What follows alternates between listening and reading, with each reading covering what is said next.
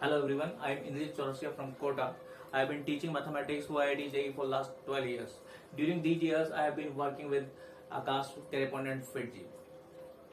Today, I am here to discuss with you the topic permutation and combination. This is a very interesting topic. This topic is completely based on the fundamental principle of counting. Today, I am going to discuss this topic only. In this topic, you can see the word counting. That means we have to count, but not in traditional way. Here the counting is based on two principles, principle of addition and principle of multiplication. Both the topics will cover here, but before starting the definition of these two principles, will have some examples in which we can apply the principles without knowing them. Okay, first, suppose I'll take first example here. In first example, there are three towns: town A, town B, and town C.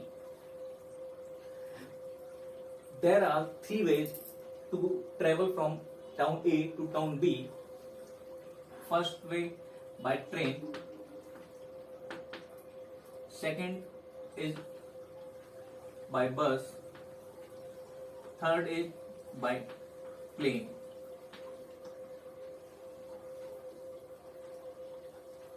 To travel B to C, we have two choices: by bus or by taxi. Now, what is the question?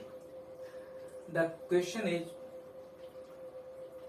by how many ways a person can travel from A to B? A to B. This is very simple question. You can directly see here we have three ways: by train, by bus, by plane. That means अगर मैंने आपसे पूछा होता है कि A से B तक जाने के लिए कितने वेज हैं, वो डायरेक्टली क्वेश्चन में दिख रहा है हमें. दैट मीन्स ट्रेन से जाने का एक वे, सेकंड बस से जाने का, और थर्ड प्लेन से जाने का. टोटल कितने वेज हो गए अपने पास? Three ways. ठीक है. इसी तरीके से अगर मैं आपसे पूछता हूं बी से सी तक जाने के लिए कितने वेज होंगे हमारे पास? बी से सी अगेन बाय बस जा सकते हैं या बाय टैक्सी जा सकते हैं. तो एक वे तो बस से जाने का, एक टैक्सी से जाने का, टोटल टू वे. तो ये तो क्लियरली हमें दिख रहे थे. हमारे पास चॉइस थी कि ट्रेन से जाए, बस से जाए, प्लेन से जाए, या इधर बस से जाए, टैक्सी से जाए. हमने डायरेक्टली वेज देख लिया. बट नेक्स्ट क्वेश्चन जो मैं पूछ रहा हूं आपसे, मैं पूछ रहा हूं कि अगर आपको ए टू सी ट्रेवल करना है, ए टू सी डायरेक्टली कुछ नहीं है हमारे पास ए से सी तक जाने के लिए, हमें वाया बी ही जाना पड़ेगा. ठीक है. तो देखो ए टू सी जाने के लिए कितने वेज होंगे ये हमें देखना है. तो देखो अगर ए टू सी जाना है तो मुझे क्या करना पड़ेगा? पहले ए से बी जाना पड़ेगा, फिर बी से सी जाना पड़ेगा. अब सपोज मैं अगर ए से बी जाता हूं तो मैं कैसे जा सकता हूं? या तो मैं ट्रेन से चला जाऊं ए से बी, और फर्दर बस से चला जाऊं. बी टू सी जाना है. सपोज हो सकता है मैंने पहले ट्रेन से ट्रेवल किया हो, आगे भी टैक्सी से ट्रेवल कर लिया, या फिर मैंने पहले बस से ट्रेवल किया और आगे फिर बस से ट्रेवल कर लिया, या फिर बस से ट्रेवल किया और आगे टैक्सी से ट्रेवल कर लिया. इसी तरह प्लेन से किया और आगे बस से कर लिया, इधर प्लेन से किया उधर टैक्सी से कर लिया. यही मेथड हो सकता है. ये 6 मेथड हमें दिख रहे हैं, इनको डायरेक्टली काउंट कर सकते हैं हम. पर क्या ऐसा हर बार पॉसिबल होगा कि डायरेक्टली काउंट करना? तो यहां से वही हमें अप्रोच देखनी है कि क्या इस काम को हम डायरेक्टली सोच सकते थे कि by how many ways we can travel from A to C. तो ध्यान से देखें जरा, यहां हमारे पास 3 वेज थे, यहाँ 2 वेज है. इसमें से हर वे के कॉरस्पॉन्डिंग देयर आर 2 वेज. पहले जब अपन ट्रेन से गए तब भी हमारे पास 2 वेज अवेलेबल थे. ट्रेन के साथ हम बस से जा सकते थे, या ट्रेन के साथ या टैक्सी से जा सकते थे. Similarly for bus there are 2 ways, for plane there are 2 ways. That mean हर एक वे के कॉरस्पॉन्डिंग देयर आर 2 वेज. तो from A to B there are 3 ways, and for each way there are corresponding 2 ways. That means we have total 3 into 2 is equal to 6 ways. बात clear है सबको ये कि ए to सी जाने के लिए total 6 veg होंगे। हमने ए टू बी बताया था, ए टू बी में तो डायरेक्टली मिल रहा था हमें, बी टू सी में हमें डायरेक्टली मिल रहा था, क्लियरली विजिबल है। बट जब ए टू सी की बात आई तो हमें मल्टीप्लाई करना पड़ा। ठीक है, थोड़ा और आगे चलते हैं। नेक्स्ट एग्जांपल मैं बता रहा हूं आपको। सपोज हमारे पास एक स्टेडियम है। इस स्टेडियम में डोर्स बने हुए इस तरीके से।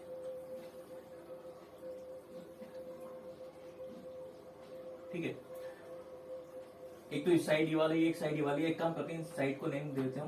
ये साइड 1 है और ये साइड 2 है। तो देखो ये तो हो गया D1, ये हो गया D2, ये D3, D4 और ये D5। हमने डोर्स के भी नेम दे दिए D1 से D5 तक। ठीक है, अब क्वेश्चन क्या है, मैं अगर आपसे डायरेक्टली ये पूछूं bye how many veg a person can enter in the stadium, तो क्लियरली दिख रहा है आपको D1 से एंटर कर सकता है, D2 से कर सकता है, D3 से कर सकता है, D4 से कर सकता है, D5 से कर सकता है, पर करेगा किसी एक से। तो हमारे पास D1 से एंटर करने का एक मेथड, एक वे है हमारे पास, D2 से एक वे है, D3 से, D4 से और D5 से। टोटल कितने वेज हो गए? 5। तो ये चीज हम डायरेक्टली बता सकते थे, हमें डायरेक्टली दिख रहा है कि 5 वेज है, तो इसमें कोई बड़ी बात नहीं। अब आगे चलते हैं। मैं आपसे ये पूछता कि by how many veg a person can enter and exit the stadium. मतलब इस बार क्या हो रहा है, अंदर जा रहा है और बाहर भी आ रहा है, अंदर जाना एंड बाहर आना। अब देखो जरा, अंदर जाने के मेथड तो अभी डिस्कस किया अपने, 5 मेथड है अपने पास। मतलब एंट्री भी करनी है उसको और एग्जिट भी करना है उसको। तो एंट्री करने के लिए 5 मेथड आ चुके हैं अपने पास। एग्जिट करने की अगर बात करें तो देखो जरा, तो भाई जिन डोर से अंदर गया उनसे बाहर भी आ सकता है वो, सेम चॉइसेस रहेंगी। 5 डोर अंदर जाने के लिए थे, 5 डोर बाहर आने के लिए होंगे, इसकी 5 चॉइसेस होगी। पर हमारा टास्क क्या है? हमारा टास्क था उस पर्सन को अंदर जाना और बाहर जाना, ये दोनों इंक्लूड है। अंदर जाना एंड बाहर आना, एंड आ रहा है बीच में। दैट मीन्स अंदर जाने का जिस भी डोर से अंदर जाएगा वो, उसकी कॉरस्पॉन्डिंग 5 डोर से वापस आ सकता है किसी भी एक की कॉरस्पॉन्डिंग। फॉर एग्जाम्पल अगर मैं इसको केसेस की फॉर्म में आपको शो करूं, D1 से अंदर गया, D1 से बाहर आ गया, D1 से अंदर गया, D2 से बाहर आ गया, D1 से अंदर गया, D3 से बाहर आ गया, D1 से अंदर गया, D4 से बाहर आ गया, D1 से अंदर गया और D5 से बाहर आ गया। तो एक डोर से अंदर गया, उसके कॉरस्पॉन्डिंग 5 डोर्स अवेलेबल है बाहर आने के लिए।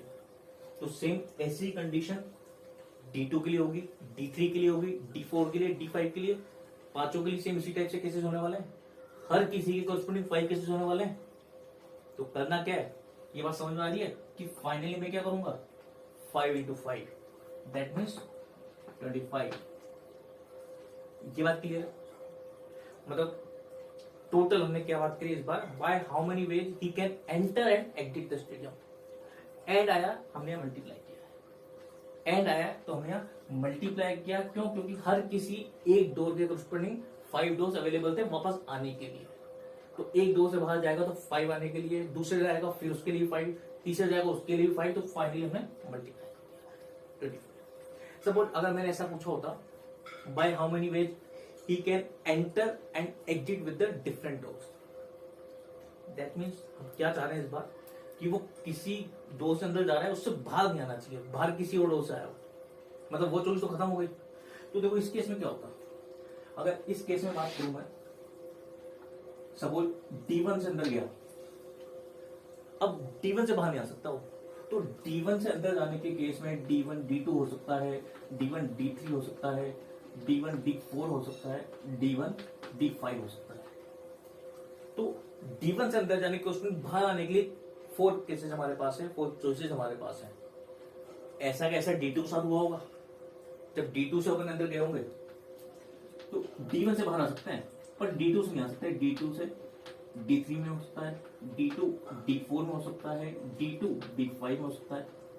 तो ये बात समझ में आ रही है कि मतलब हर किसी के कोरस्पॉन्डिंग 4 केसेस आ रहे हैं, क्योंकि वो वाला केस तो खत्म हो गया, उससे एंटर किया आपने, उनसे एग्जिट नहीं कर सकते हम। तो D1 के कोरस्पॉन्डिंग 4 केसेस, D2 के कोरस्पॉन्डिंग 4 केसेस, D3 के कोरस्पॉन्डिंग, D4 के कोरस्पॉन्डिंग और D5 सबके कोरस्पॉन्डिंग में 4 केसेस मिलेंगे हमें। तो हमारा आंसर क्या हो जाएगा, 5 into 4 that means 20 cases, 20 ways होंगे अंदर जाकर बाहर आने के लिए, अगर सेम डोर यूज नहीं करता। सपोज मैंने ऐसा पूछा होता कि by how many ways he can enter and exit through the different sides. इस बार क्या बोला मैंने, जिस साइड से अंदर जाएगा उससे बाहर नहीं आना चाहिए। अब अगर सपोज ऐसा किया होता हमने कि साइड 1 से अंदर जाए, मतलब ये वाला केस है, इसको मैं थर्ड केस हो गया एक तरह से, इसमें अगर वो साइड 1 से अंदर जाता है तो बाहर किससे आना पड़ेगा, ये तो एंट्री है, तो एग्जिट किससे करना पड़ेगा, साइड 2 से। या फिर ऐसा हो सकता है कि एंट्री करे वो S2 से और एग्जिट करे वो S1 से। आइए समझ में। अब देखो जरा, अगर सपोज उसने S1 से एंट्री किया होता, S1 से एंट्री किया होता, कितनी चॉइसेस क्लियरली दिख रहा है, D1 D2 2 चॉइसेस, तो मेरे पास मेथड आ गया 2। At the same time S2 से एग्जिट करना है, 3 मेथड। हमारा टास्क क्या है, अंदर जाकर बाहर आना, अंदर जाकर बाहर आना। तो हमारा टास्क है कि जब D1 से अंदर जाएगा D3 से बाहर आ सकता है, D1 से अंदर जाएगा D4 से बाहर आ सकता है, D1 से अंदर जाएगा D5 से बाहर आ सकता है। आ रही है समझ में। ऐसा काम D2 के साथ भी हो सकता है, D2 से अंदर जाएगा D3 से बाहर आ सकता है, D2 से अंदर जाएगा D4 से बाहर आ सकता है, D2 से अंदर जाएगा D5 से बाहर आ सकता है। अगर इनको काउंट करते हैं 6 केसेस आ रहे हैं, ये डायरेक्टली काउंट कर सकते हैं। तो किया क्या हमने, मल्टीप्लाई तो किया है, क्यों, क्योंकि हर किसी एक के कॉरस्पॉन्डिंग 3 केसेस अवेलेबल है हमारे पास, चाहे D1 से जाए तो भी 3 केसेस अवेलेबल है, D2 जाए तो भी 3 केसेस अवेलेबल है, इसीलिए मैं यहाँ मल्टीप्लाई करूँ। अब इस पे आते हैं, एंट्री S2 से हो रही है, इस बार S2 से हो रही है, तो एंट्री के लिए 3 डोर्स अवेलेबल है अपने पास। तो यहां देखो जरा, अगर वो D3 से एंट्री करता है तो D1 से बाहर आ सकता है, अगर D3 से एंट्री करके हो सकता है D2 से बाहर आ जाए, ठीक है। या फिर D4 से एंट्री करे और D1 से बाहर आ जाए, D4 से एंट्री करके हो सकता है D2 से बाहर आ जाए, या फिर D5 से एंट्री करे D1 से बाहर आ जाए, या फिर D5 से एंट्री करके D2 से बाहर आ जाए। अगेन 6 केसेस, यहां भी वही काम हुआ है। एंट्री जब S2 से की हमने तो 2 केसेस अवेलेबल थे हमारे पास। अब S1 में सॉरी 3 केसेस अवेलेबल थे हमारे पास।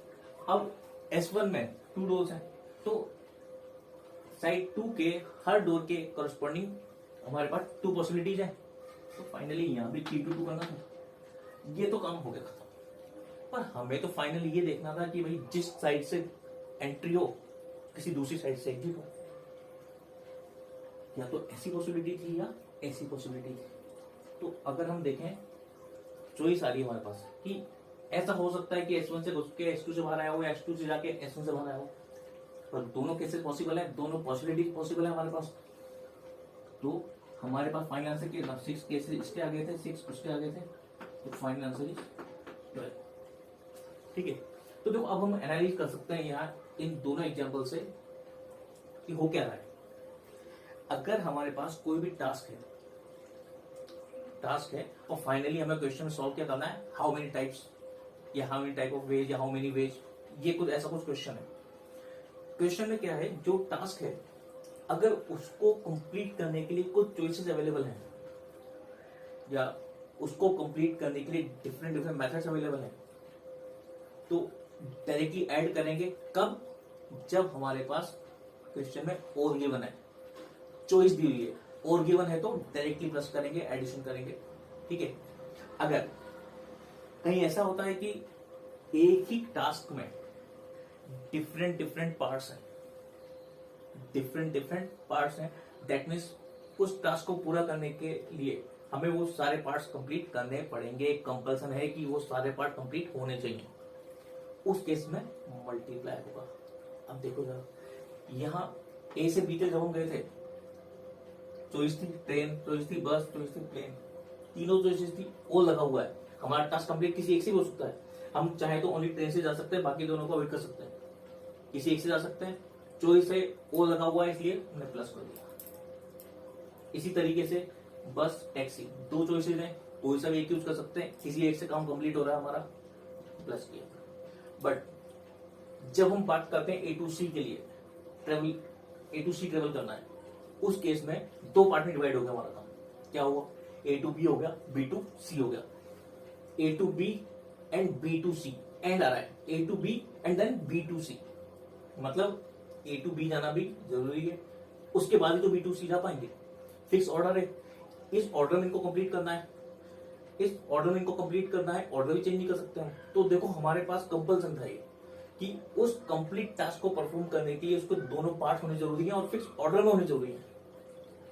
That means multiply, that means multiply. अगर क्वेश्चन में कहीं भी एंड दिखेगा हमें तो मल्टीप्लाई, एंड दिखेगा मल्टीप्लाई, ओ दिखेगा एडिशन।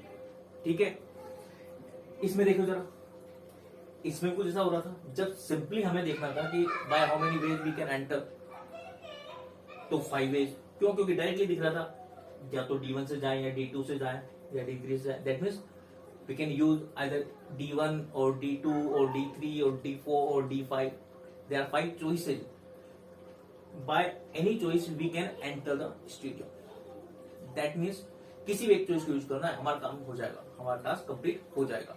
तो हमारे पास टोटल मेथड हो गए 5। अब अगर देखें अपन इसमें सेकंड वाले में हमने बोला था कि डिफरेंट डोर्स, तो सीधी सी बात है भाई, सॉरी सेकंड वाले टास्क में हमने देखा था कि अंदर जाकर बाहर आना है। यहाँ क्या हो रहा था, अंदर जाना और बाहर आना।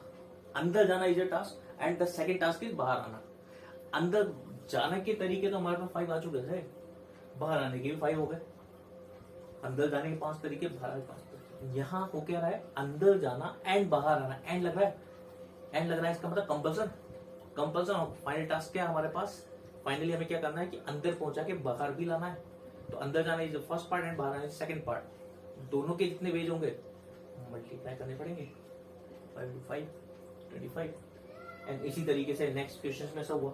हाँ, इस वाले पार्ट में देखो जरा, हमें डिफरेंट साइड से बाहर आना था। जिस साइड से अंदर के उसके अपोजिट दूसरी साइड जो बची उससे बाहर आना है। यहाँ हमने इसको कर दिया, इसके मेथड इतने आ गए, इसके क्या, इसके मेथड इतने आ गए, 6 मेथड इसके हो गए, 6 उसके हो गए। पर हमारे पास तो दोनों चॉइसें अवेलेबल थी। पर यहाँ ध्यान दें, अगर क्या पहले वाले से हमारा टास्क कंप्लीट नहीं हो रहा, बिल्कुल हो रहा है कंप्लीट। क्यों? क्योंकि S1 से जा रहा है और S2 से आ रहा है। ये तो चाहिए था हमें, यही चाहिए था हमें। इसी तरीके से दूसरे वाले से बात करें, S2 से जा रहा है, S1 से आ रहा है, यहाँ भी हमारा टास्क कंप्लीट हो रहा है। मतलब कोई प्रॉब्लम नहीं, हमारा टास्क एक तरीके से कंप्लीट हो सकता है। और आ रहा है बीच में चॉइस, हमारे पास चॉइस है कि हम साइड 1 से एंट्री कर रहे हैं, S2 से एग्जिट करें, S2 से एंट्री करें, S1 से एग्जिट करें। ये चॉइस है हमारे पास। जहां भी चॉइस की बात होगी और की बात होगी हम प्लस करेंगे। हाँ, बट इंडिविजुअली अगर इसकी बात करें, इसके अंदर S1 से एंट्री करना, S2 से एग्जिट करना, S1 से एंट्री करना एंड S2 से एग्जिट करना, एंड आ रहा है, एंड आ रहा है, इसका मतलब मल्टीप्लाई। हमने यहाँ मल्टीप्लाई किया, यहाँ मल्टीप्लाई किया और फाइनली दोनों का सम किया, तो टोटल नंबर ऑफ वेज आ गए। क्लियर? आई थिंक जहां तक आपको समझ में आया होगा कि एडिशन प्रिंसिपल, मल्टीप्लिकेशन, इनका थ्योरी हम डिस्कस करेंगे आगे, बट अभी आपको बेसिक ही समझना था। ठीक है, मैं एक एग्जांपल बोल देता हूँ जिससे आपको क्लियर हो जाएगा कि किस किस तरीके से आप यूज करेंगे।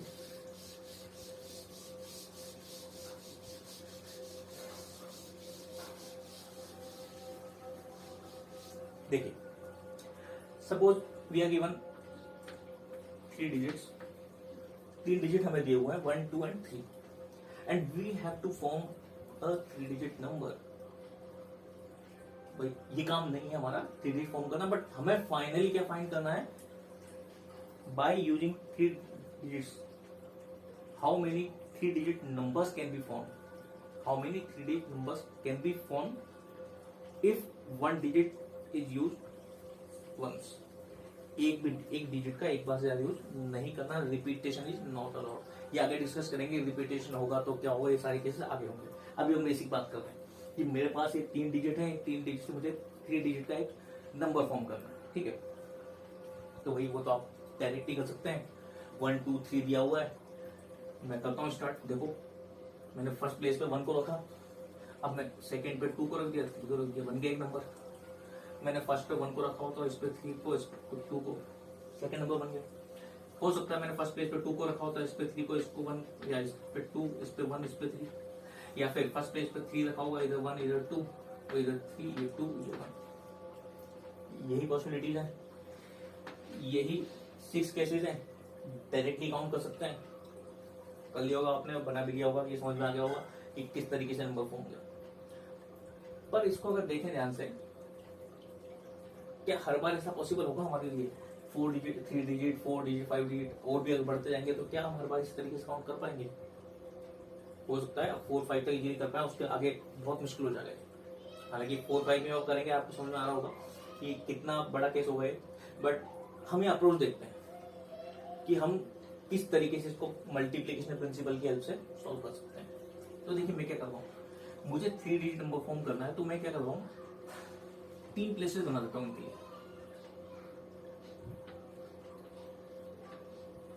मैंने 3 प्लेसेस डिसाइड कर दिए, वो डिजिट रखने के लिए।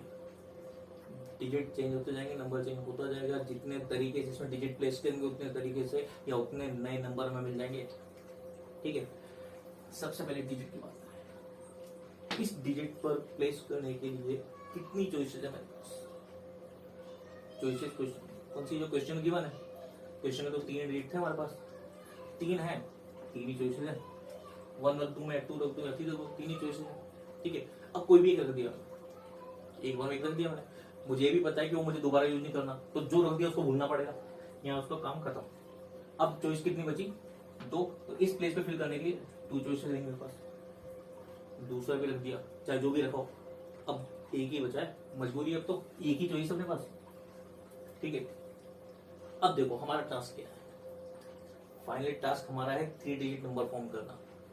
3 डिजिट नंबर फॉर्म करना है तो भाई तभी फॉर्म होगा जब तीनों प्लेसेस फिल होंगे। मतलब चॉइस नहीं है हमारे पास कि हम ऐसा नहीं कर सकते कि इसको ले लें ओनली, इसको ले लें ओनली, इसको ले लें। कंपल्सन है, हमारे टास्क के 3 पार्ट हो रहे हैं। पहला प्लेस फिल करना, दूसरा फिल करना, तीसरा फिल करना।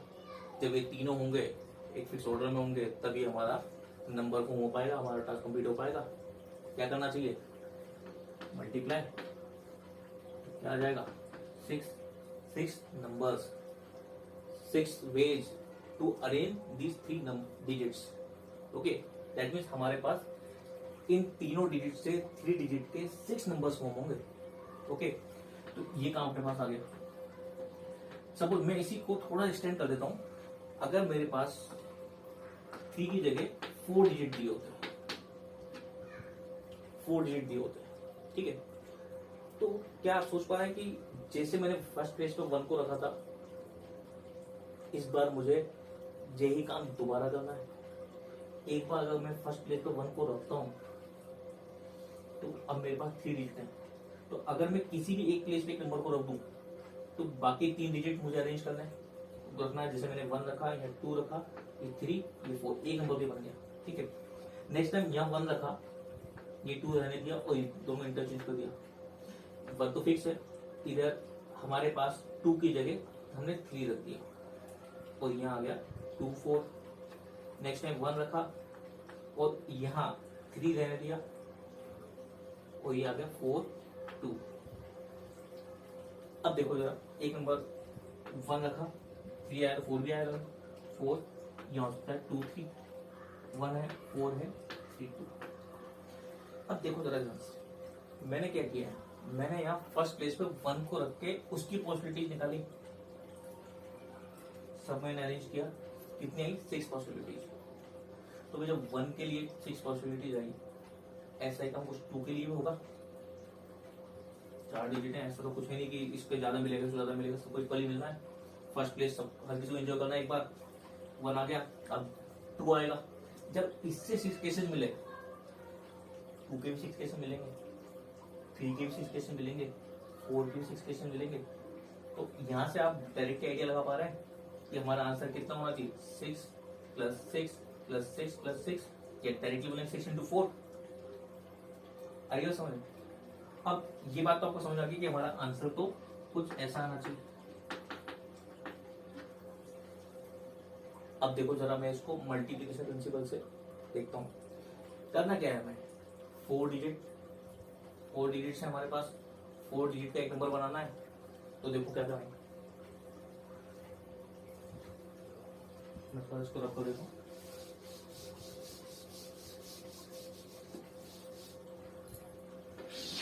देखिए मैं पहले की तरह 4 प्लेसेस डिसाइड कर रहा हूँ डिजिट को रखने के लिए। तो देखिए 4 प्लेसेस फिल करने हैं हमें। पहले वाले के लिए कितनी चॉइसेस हैं, अब देख पा रहे हैं कितने डिजिट्स हमारे पास अवेलेबल थे, 4, तो ऑब्वियसली 4 चॉइसेस। दूसरे वाले के लिए कितनी, एक रख दिया ना हमने, तो 3। अब बचे कितने, 2, और अब तो फाइनली एक ही बचा। और हमारा टास्क कंप्लीट कब होगा, जब ये चारों प्लेसेस फिल हो जाएंगे। कंपल्सन है एक तरह से, मल्टीप्लाई कर दें तो हमारा आंसर हो जाएगा 24 नंबर्स फॉर्म होंगे हमारे पास 4 डिजिट के। तो आई थिंक ये कॉन्सेप्ट आपको समझ में आ रहा होगा कि कब मल्टीप्लाई करना है और कब एडिशन परफॉर्म करना है। ठीक है, तो